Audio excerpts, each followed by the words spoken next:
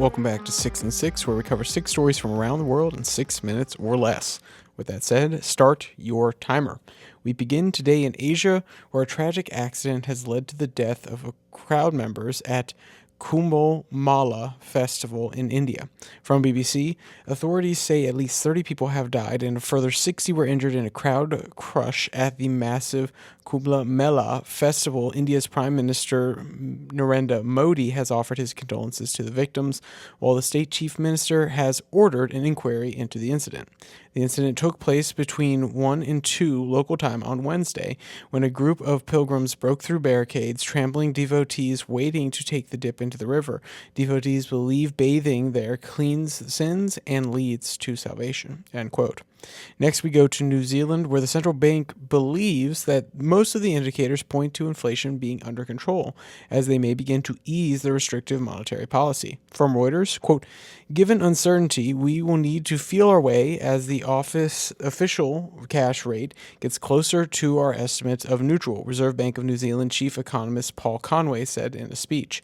The current official rate of 4.2% is still restrictive against the bank's estimate of a long-term neutral rate between 2.5 and 3.5, Conway said.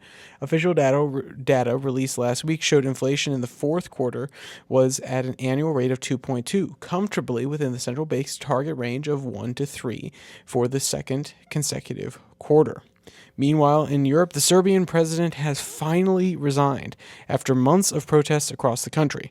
From BBC, quote, "Serbian Prime Minister Milos Vučić has resigned following nationwide protests over the deadly collapse of a railway station canopy. He said that he had acted, quote, to avoid further complicating things and so as to, quote, not further raise tensions to society. 15 people died in November when a concrete canopy at a railway station collapsed in the city of Novi Sad. Tens of thousands of people have been regularly taking to the streets since then, demanding accountability for the collapse and protesting against corruption. More than a dozen people have been charged in connection with the Novi Sad incident, including former Transport Minister Goran Vesic, who resigned days after it happened. Next, we come to Argentina, where President Milei's battle to limit the scope and power of government continues on after a year of seemingly successful cuts. From Reuters, Argentina's deregulation czar, Federico Sturzenegger, after a year of spearheading one of the world's most aggressive attacks on public sectors and red tape, plans even deeper cuts this year, with sights set on industries from autos to medicines. Quote, "Our objective is fiscal balance, non-negotiable, executed via reduction in spending," he said from his office in Buenos Aires, citing President Javier Milei's chainsaw, which he has literally wielded to illustrate his cutbacks of the state, end quote. Across the Pacific and Africa, there has been a plane crash in South Sudan. Police are still investigating the cause of the crash, but have not yet released a report on their findings. From BBC, only one person had survived the plane crash in South Sudan, which killed 20 oil workers who were on board. The plane, which was headed to the capital of Juba, crashed 3 minutes after taking off near the oil fields in Uni State on Wednesday morning. Among the victims were 5 foreign nationals, 2 Chinese, 1 Indian, and 2 Ugandan crew members. The other 15 were of South Sudanese descent. The oil workers, who were all men, worked for the Greater Pioneer Company, and the plane was operated by Light Air Services Aviation Company.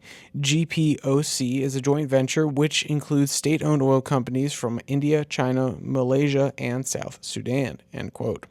And we finish today in North America, where Haiti has set a date for its upcoming elections. From Reuters, quote, "Haiti's Transitional Council President Vizel Voltaire said in an interview on Wednesday that a date for the Caribbean's nation's long-awaited general election has been fixed for around November 15th of this year. Haiti has lacked elected representatives since January 2023 and has not held elections since 2016. The country's capital is almost entirely controlled by armed gangs, and leaders have said security must first be established to hold a free and fair vote.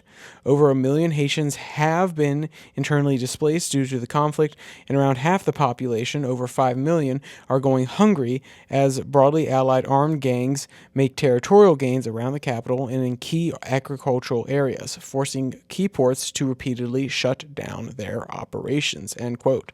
And if you want to check out any of today's articles, they'll be linked in the description below that like and subscribe button. You can find the RSS feed on Spotify, Podcasts, and Podvine down there as well. And if you want to listen to the normal podcast, which is more U.S. focused, it goes anywhere from 10 to 30 minutes on Monday, Wednesday, Friday at the YouTube channel and also at the RSS feed. So, with all that said, there's only one more thing to say. Stay safe, don't die.